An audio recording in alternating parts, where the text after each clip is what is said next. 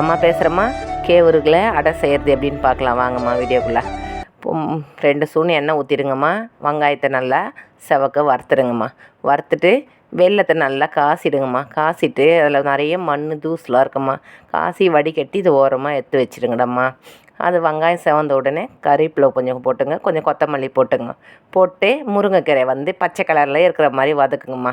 நல்லா கருப்பு கலர் வேணாம்மா. தேவைக்கேற்ற மாதிரி உப்பு போட்டுங்க. உப்பு கொஞ்சமாக போட்டுங்க, ஏன்னா ஸ்வீட் போடுறோம்ல, அதனால் உப்பு கம்மியாக போடுங்கடம்மா. அந்த மாவு அதிலே கொட்டி நல்லா கொஞ்சம் வறுத்துடுங்க, சூடு பண்ணிவிடுங்க. சூடு பண்ணிட்டு அந்த வெல்லம் காசில் எடுத்து ஊற்றிட்டு தோசை மாவு பதத்துக்கு கரைச்சி வச்சிங்கம்மா. அப்புறம் தோசை தவாவில் அப்படியே ஊற்றிட்டு சாப்பிடுங்கம்மா. அதுங்க கூட நமக்கு நெய் வேணுன்னா நெய் போட்டுக்கலாம். நெய் பிடிக்காதவங்க ஒரு எண்ணெய் ஊற்றி, உங்களுக்கு வீட்டில் இருக்கிற எண்ணெய் ஊற்றி தோசை அடை மாதிரி ஊற்றி சாப்பிடுங்கடம்மா.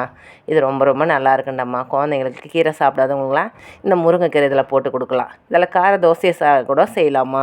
கார தோசை போட்டேன்னா அதுக்கு பூண்டு காஞ்ச மிளகா போட்டுக்கலாமா. ஸ்வீட்டு விட்டுடலாம், அதையும் போட்டு சாப்பிட்டுக்கலாம். சீரகம் போட்டுக்கலாம் அதுக்கு. இது ஸ்வீட்னா அதனால போடலம்மா நான். இதை செஞ்சு கொடுங்கம்மா. குழந்தைங்களுக்கு ரொம்ப ரொம்ப நல்லா இருக்குண்டம்மா. இது கேவுருக்கு அடை சாப்பிடாதவங்களாம் பசங்களுக்கு ரொம்ப பிடிக்குமா. இதுதான் அம்மாவோட டிப்ஸுமா.